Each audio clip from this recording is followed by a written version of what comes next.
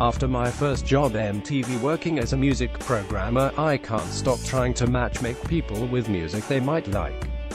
So, I wrote a book called Record Collecting for Girls and started interviewing musicians. The Music Concierge is a column where I share music I'm listening to that you might enjoy, with a little context. Follow me on Twitter or Facebook, or leave me a comment below and tell me what you're listening to this week. BORNS feat. Lana Del Rey, God Save Our Young Blood advertisement. If you ask me what's good this week, the first thing I'm gonna say is this BORNS track with Lana Del Rey, which is 99.9% up my alley. It was inevitable that these two would team up, they're like two sides of the same West Coast obsessed coin. Though she's only a feature on the track, this seems to be written for Lana. Lyrically, it invokes youth, religion, and puts dark visions of blood into your mind all at once, practically a trifecta of her hot topics.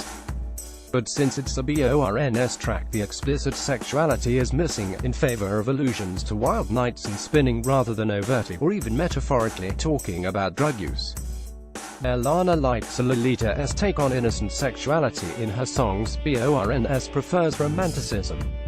More interesting than the lyrical interplay telling the story of a couple on an adventure is what Del Rey does for BORNS. Voice, her monotone, lower register seems to give him permission to not only hit the high notes he's known for but to let his voice dance in the melody in a more animated manner than usual, noted in the second verse, as well as the final bridge.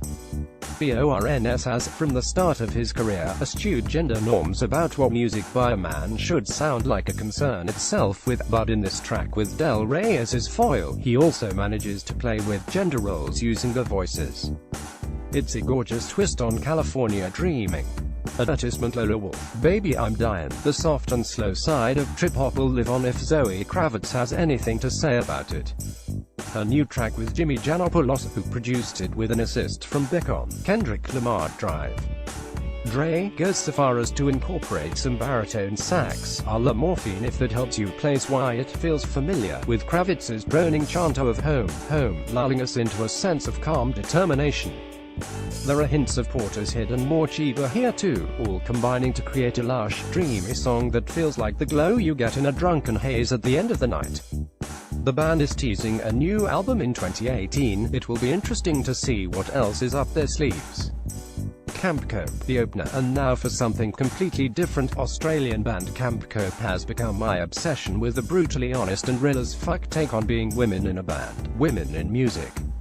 When singer Max snarls the lines, "It's another straight cis man who knows more about this than me, it's another man telling us to book a smaller venue. What you, the listener, have to know is that this happens to women musicians constantly.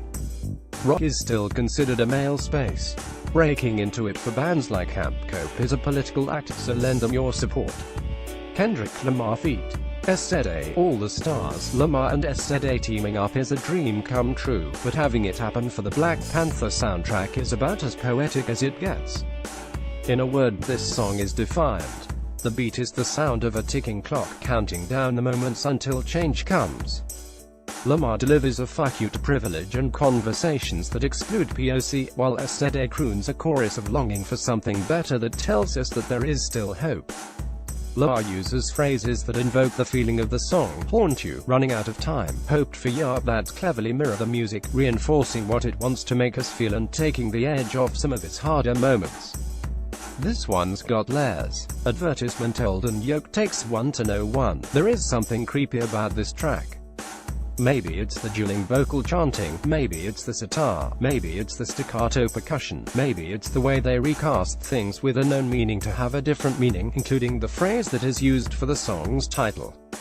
It's captivating but unsettling.